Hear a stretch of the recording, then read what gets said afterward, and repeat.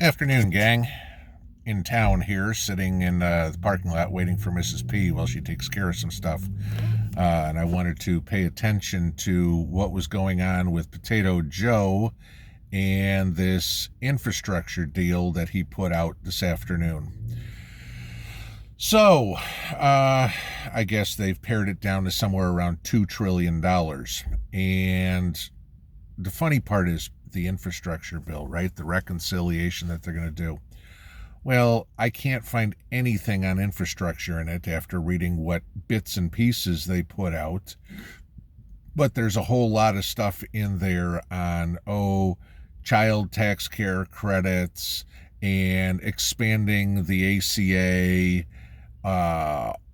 all this sort of crap. Anything on roads, airports, train stations, bridges, nothing in there. But we're going to call it an infrastructure bill just to make sure we make people happy. Now, the Democrats apparently aren't too happy with this. And, of course, the Republicans are going to give it the big heave-ho. But not that that matters because, 51 votes is all that's needed under reconciliation. Well, here's where it gets interesting.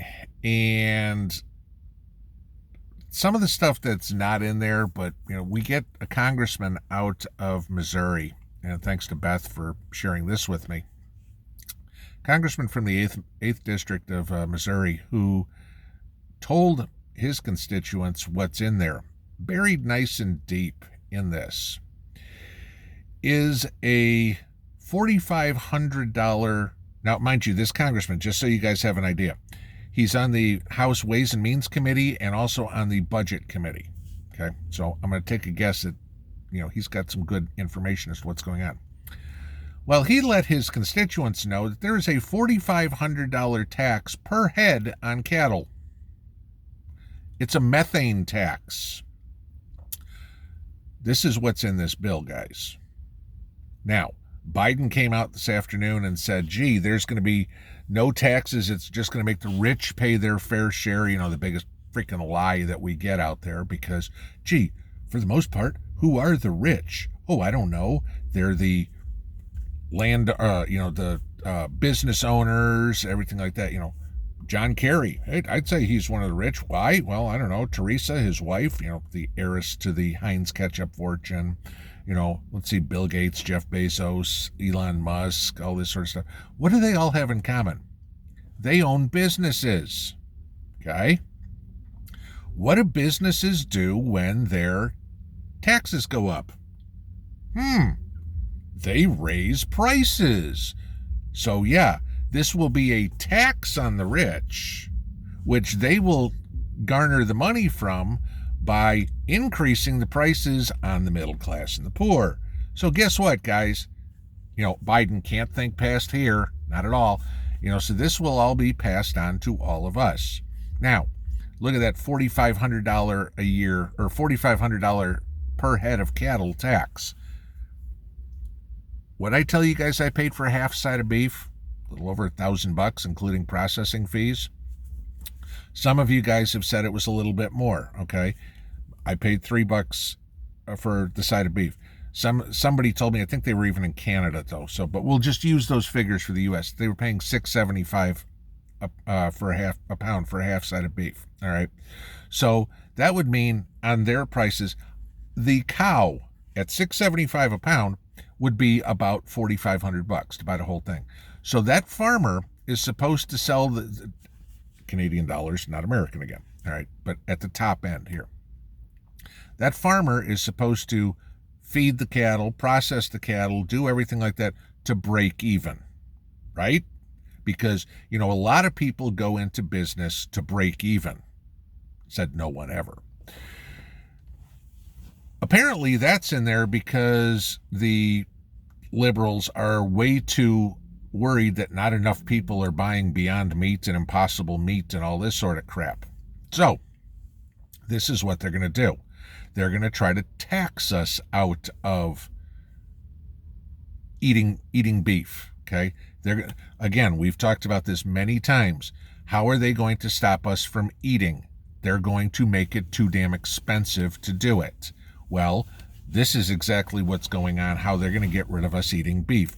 A cow fart tax. So, I want to take this a step further, guys. And many of you have talked about this in the past. And I just want to propose this to you to be careful to watch for it. Somehow, some way, with all this pay for the extra crap, pre-kindergarten and free daycare and all the other pork projects that want to go out here, that's going to be government paid, right? Well, this is what's going to happen. Oh, it'll be government free health care. So the government, your tax dollars, which is the government, so you are going to pay to build these buildings, pay to pay the electric bill, the water bill, whatever it would be, pay the staff, everything like that. And I guarantee you, within a year or so, it'll be, well, gee, you know what? We're going to have to start charging the people for the free health care because our costs went up. And then in a couple of years, it's going to be, well, gee, we're back to paying $300 a week or whatever the hell it costs for daycare. Except now we've just expanded, raised taxes and expanded the national debt to, $32 trillion, because all these free programs won't work. But now they will be on the books, and you guys know as well as I do that once a tax is on the books, it's impossible to get rid of. Which brings me back to what could possibly be scary. Now, this is me. This isn't anywhere, but this is me just giving you guys something to think about real quick. We all know BlackRock and everybody here, all these uber rich companies are trying to buy property like crazy. And like you guys have said many, many, many times, you never own your house. You always got to pay taxes. We're $30 trillion in debt. All right. And I've said to you guys before that if every single person, every single company in the United States gave every single penny they made to the government for a year, we couldn't pay off the national debt. Okay. We'd still owe money. Be careful, because right now property taxes, and mind you, we're talking about infrastructure, okay? This is where I see this going. How is your police department paid for now? How is your school system paid for now? How are the roads in your town paid for now? They're paid with your property taxes. My guess is, and this is where I get terrified, my guess is that somebody's going to come up with this brilliant idea for a federal property tax to pay off the trillions and trillions and trillions that we owe, and to put this other stupid stuff into infrastructure. Okay? Just like your local infrastructure is paid for now by your property taxes. Watch the federal government say, well, we're going to do the same thing with the federal infrastructure, and we're going to impose a federal property tax. Now, I know some of you guys up in New England and California pay astronomical property taxes, in the tens of thousands of dollars. I'm gonna put this real simple, guys. Let's say, for example, they put a federal property tax down to $1,000 per acre. Okay, so I'd have to pay $3,000 on the 3,000 acres. Not that I'd be happy. All right.